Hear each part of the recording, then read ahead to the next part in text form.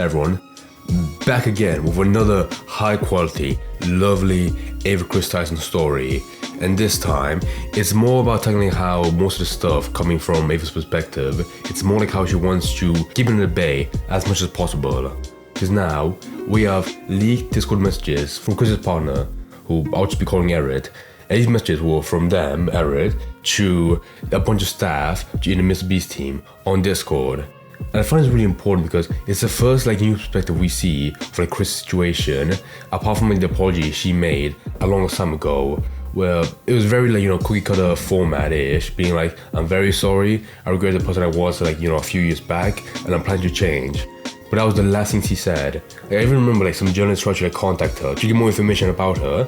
And when they called her, she was like, oh, I'll be back in just a minute. She took up the call, put it down, and then hung up and never called back again. That's how much of a lockdown she is. Not responding to anything, not giving any more information. Just, staying down in the bunker and waiting for this, to devolve or waiting for the tension to die down a bit. Which is why these messages from Erit are so important. Because Erit is more like, an envoy in the scenario of seeing how she's trying to handle it. And also, between an envoy with the Mr. Beast team and how they're trying to mitigate the damage. Because on their end, the main issue they're handling with right now is trying to scrub Kris from the brand image and trying to appease company and investors that if they feel like this is gonna go south really badly soon, they're gonna pull all the money from the company and fuck them over really badly. I think the person that leaked this was, of course, someone internally in the Discord group chat they then put on Twitter. And there's a lot, it's a huge paragraph, just like any announcement on a company, and there's a lot of stuff to unpack. One of the first things that people picked up on was saying how Kris regretted the person that she was before in the past with the whole, lolly stuff, being a huge fanboy for Shadman. And that part, I can somewhat believe. There's still a part of her I have to imagine that, it's sort of likes that kind of art, because, when you're not obsessed with it before in the past, you don't really, drop out of it until people, attack you for it.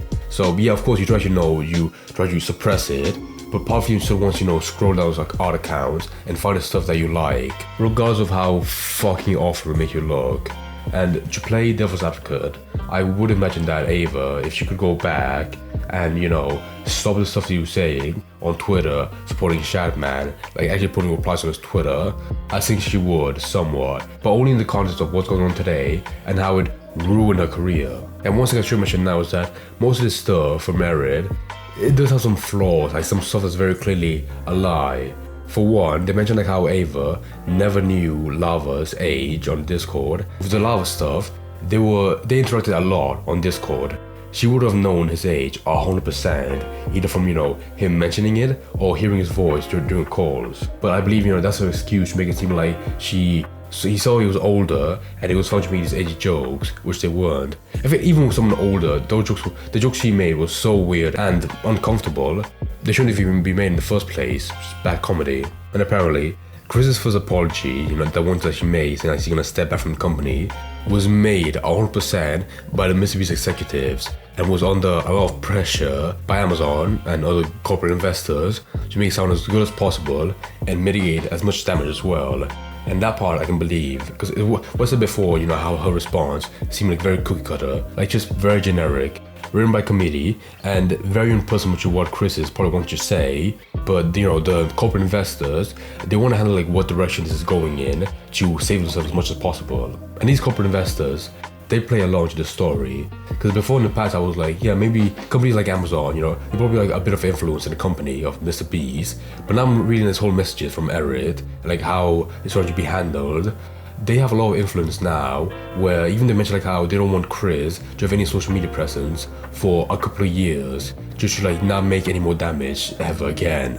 On one side, I can understand why, because stuff like this is very hard for people like Kris to rebuild their image after that. Because what can you really do? Any attempt to improve your image might backfire and make it look worse. Which is why those companies are hey, shut up for a couple of years.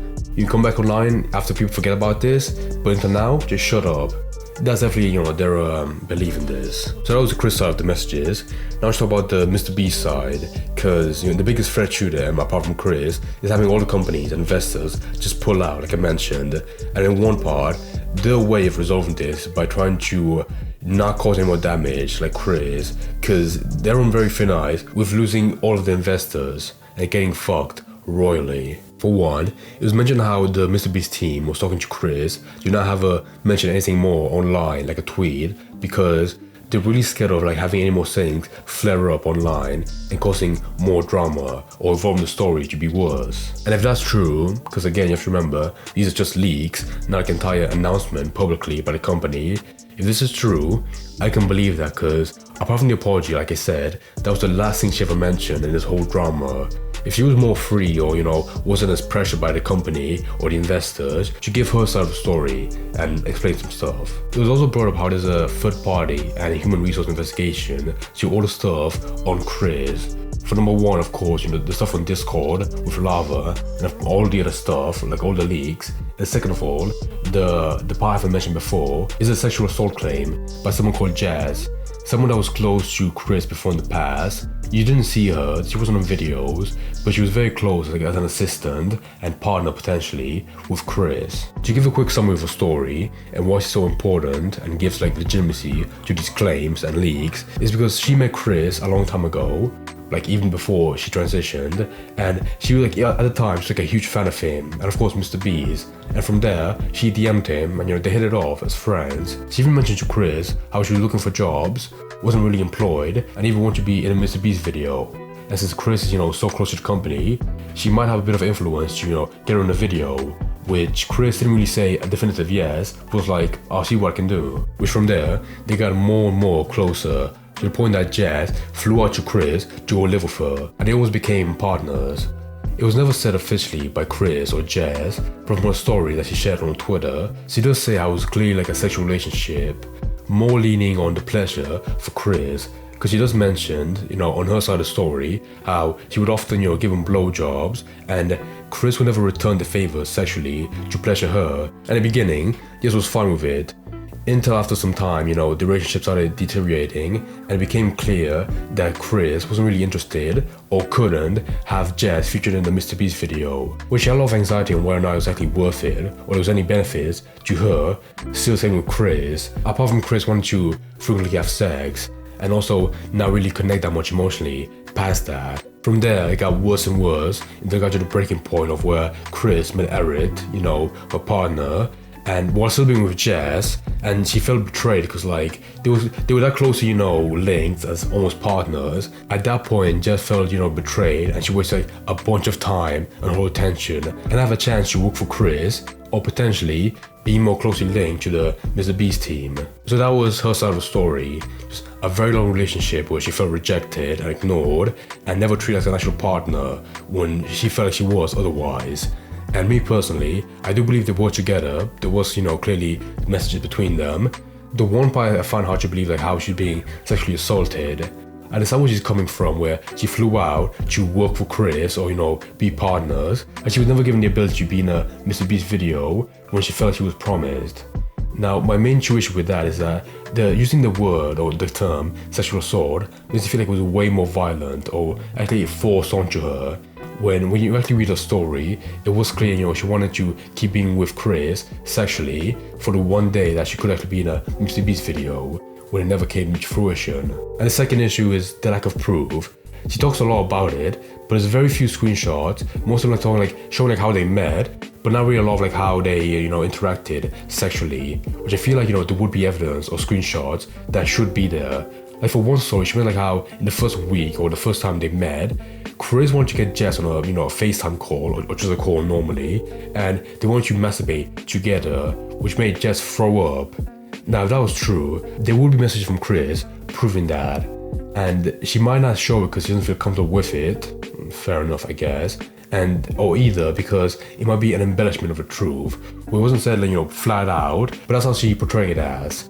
Either way, it would feel like a story like this serious, all of this stuff saying Kris is an awful person that just used Jess for only sex, there would have to be more evidence to prove that reality actually being true. So that's my two issues where I actually believe the story 100%, but the main important thing about her story has led to her being an important figure in this narrative. For one, for proving the leaks to be real, like speaking about it, seeming legitimate, and also lamenting the question in the Mr. Beast team if more stuff went on between Kris and Jazz that should be investigated more. Both with that story and of course with the Discord stuff coming together. So that was the whole news stuff about this situation, the Kris Tyson situation. And again, I have to preface that these leaks from, Kris's partner, Eric, it should be taken with a grain of salt if it's actually 100% true. Because it's not like an official announcement from Mr. Beast or Kris, so you can't really take it as like 100% evidence from every single angle. Regardless, I'd be lying if I didn't believe it would be, somewhat interesting, to be fair.